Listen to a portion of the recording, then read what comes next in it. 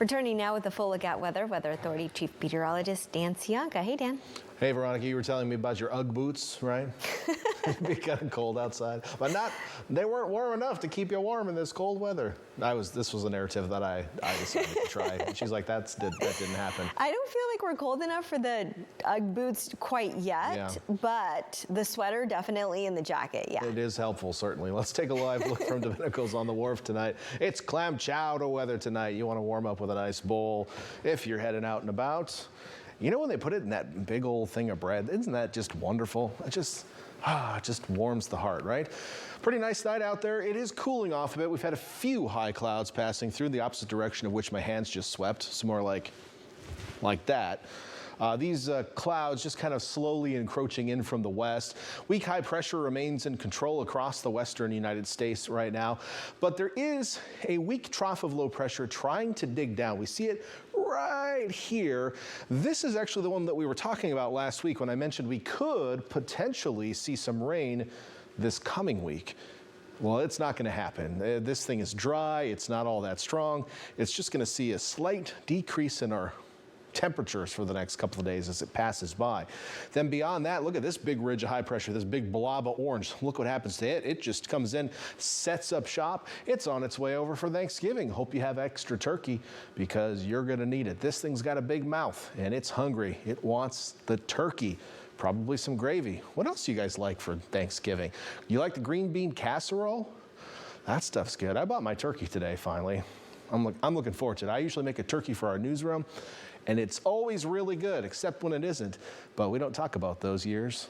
No, we don't. Either way, it's going to be nice on Thanksgiving if you've got family coming to town. No hazards. Even if you're heading up the Sierra Nevada, I'm not expecting any snow. So travel on the West Coast Thanksgiving, A-OK. You get the thumbs up. It's easier to see when I go sideways like that. So a nice one for us for Thanksgiving. Into the weekend beyond, looking pretty good as well. If you're heading up to the Pacific Northwest, you might see some rain showers this weekend, but the ridge is going to flatten out for us as well. And then out of the weekend, we start to see a little bit of a trough dig in, which could potentially bring some rain into central California early next week. Now, we were saying that last week as well, so we're not going to get too excited about this just yet, but either way, we're going to keep watching it as we head forward. In the meantime, very nice weather to look forward to for the next couple of days. It's still going to be chilly at night, though, so mostly clear skies overnight tonight. I'm not going to show you a futurecast that doesn't show anything except the clock that moves at the top of the screen, and who wants to look at that as I click through it 15 times? And it's going to be mostly clear, and it's going to be mostly clear. I just reenacted it for you, which is probably just as boring, so we'll move on. Mostly sunny tomorrow, slightly cooler. Still relatively warm for this time of year. Our highs will be above normal for most locations. It's still going to be chilly tomorrow morning, though, as I mentioned. Patchy frost possible along the Highway 9 and 17 corridors, especially in the valley bottoms. Highs returning to the mid to upper 60s and in some cases low 70s tomorrow, like in Scotts Valley. 70 tomorrow in Santa Cruz, 69 in Capitola, and even low 60s up to the higher elevations in Santa Cruz County. On the east shore of the bay, expecting lows in the upper 30s to low 40s, highs in the low 70s. We'll get to 72 in Salinas and Watsonville tomorrow. 70 in Gilroy, 70 in Hollister, still looking pretty nice. Over to the Monterey Peninsula, again, just a touch cooler than today, but only by a degree or so. Upper 60s to low 70s expected for your highs. Really nice. I mean, we should be around 64, 63 this time of year in Monterey, so that 70 is warm, certainly.